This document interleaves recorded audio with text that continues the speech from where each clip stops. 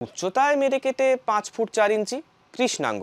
খেলার মাঠে প্রতিপক্ষেরা খানিক অভ্যেসে, খানিক তাচ্ছিল্যে তাকে বামন বলে ফেলেন। শারীরিক ব্যাকরণে তিনি খাটোই বটে, তবে তার স্বপ্ন যেন ছুঁয়েছে চাঁদের অভিলাষ। দক্ষিণ আফ্রিকা ক্রিকেটের মরা গাঙে বান এনেছেন তিনি, ঘুচিয়ে দিয়েছেন জোকার্স তকমা। তেম্বা বাভুমা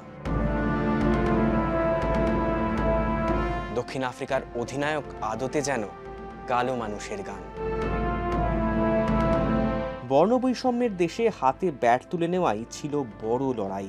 বাভুমা লড়েছিলেন শুধু নিজের জন্য নয়, তিনি বোধহয় লড়েছিলেন সারা পৃথিবীর সেই সব মানুষদের জন্য, অনেক উপেক্ষা আর উপহাস পেরিয়েই যাদের হেঁটে যেতে হয় জীবনে। স্বপ্ন দেখার সাহস ছিল তার। তখন তিনি স্কুল পড়ুয়া। জানতে চাওয়া হয়েছিল, 15 বছর পর নিজেকে কিভাবে দেখতে চাও? সেদিনের বাচ্চা ছেলেটি জানিয়েছিল, দারুণ একটা দল গড়ে সফল হয়ে রাষ্ট্রপতির সঙ্গে করমর্দন করাই স্বপ্ন। সেই স্বপ্ন বাস্তব করে তুলেছেন বাভুমা। 2025 টেস্ট চ্যাম্পিয়নশিপে জিতেছেন। অধিনায়ক হিসেবে 12 টেস্টে 11টিতেই জয়। টেস্ট ক্রিকেটের ইতিহাসেই অপরাজেয় অধিনায়ক হিসেবে রেকর্ডও গড়েছেন। তবে বাভুমা শুধু একাই সফল হননি, একা জেতেননি। তিনি আসলে প্রতি মুহূর্তে জিতিয়ে দিচ্ছেন অগণন প্রান্তিক মানুষকে।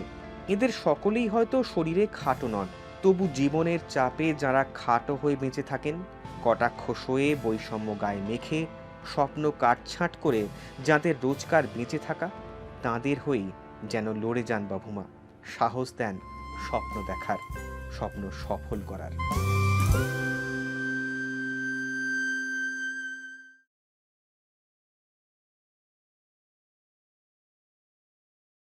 ফলো করুন আনন্দবাজার.com।